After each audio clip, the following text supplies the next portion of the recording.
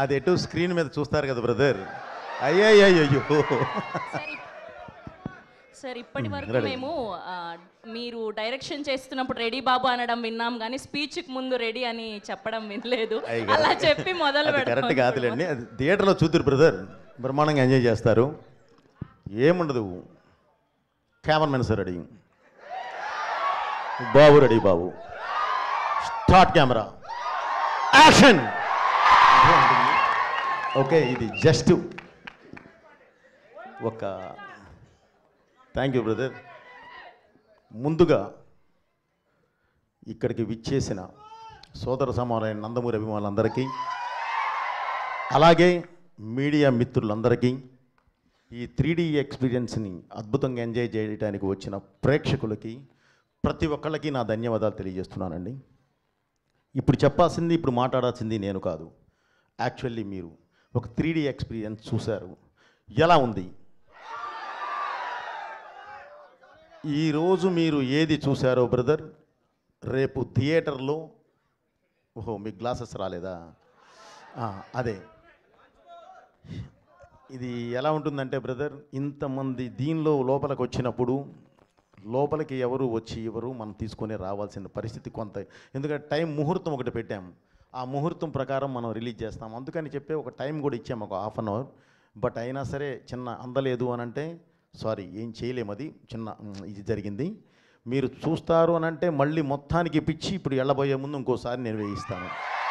Okay ఏమ్మా, ఎవరికైతే glasses లేవో అందరికీ గ్లాసెస్ సప్లై చేయండి, వెంటనే అవ్వాలి. రాఘవ చూడండి అమ్మా, త్వరగా.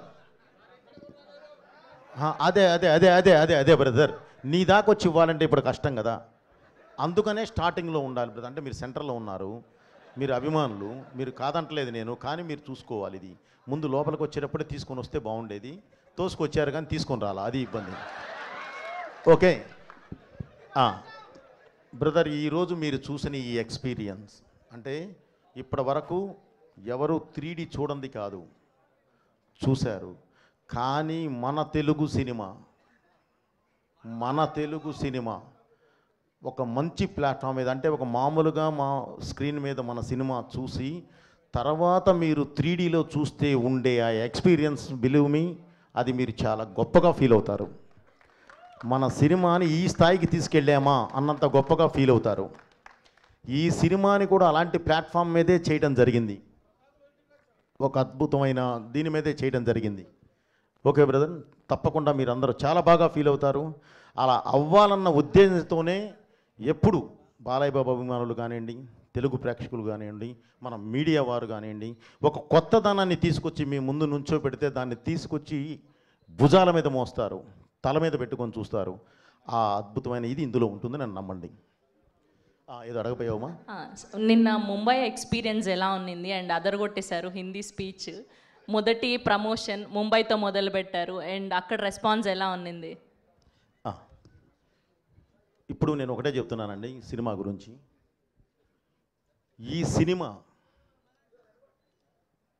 భారతదేశ ఆత్మ, ఈ సినిమా భారతదేశ పరమాత్మ, ఈ సినిమా ఈ దేశ ధర్మం, ఈ సినిమా ఈ దేశ ధైర్యం. ఇలాంటి ఒక అద్భుతమైన వేదిక మీదే, ఫౌండేషన్ మీదే ఈ సినిమా చేయడం జరిగింది. అంటే ప్రపంచ దేశాల్లో మీరు ఎక్కడికి వెళ్ళినా సరే మీకు ఒక మతం కనిపిస్తుంది, కానీ ఈ దేశంలో మాత్రమే ఒక ధర్మం కనిపిస్తుంది, సనాతన హైందవ ధర్మం. ఆ ధర్మాన్ని బేస్ చేసుకొని వెళ్ళేదే ఈ సినిమా. మీరు మీ ఇంట్లో ఉన్న చిన్నపిల్లల దగ్గర నుంచి అమ్మా నాన్నల వరకు అందరూ వరుసలో కూర్చొని అద్భుతంగా చూస్తారు. అది నా బాధ్యత, నేను మీకు ఇస్తున్న హామీ. సో ఇలాంటి సినిమా తీసినప్పుడు మీరు అడిగారు ఎందుకు ముంబై అని. Mumbai is a culture runway from movies. అది దేశానికి రాజధాని. మనం అక్కడి నుంచి, అంటే మూవీస్కి, అక్కడి నుంచి కానీ మనం ప్రారంభిస్తే దేశం మొత్తం స్ప్రెడ్ అవ్వడానికి అవకాశం ఉంటుంది.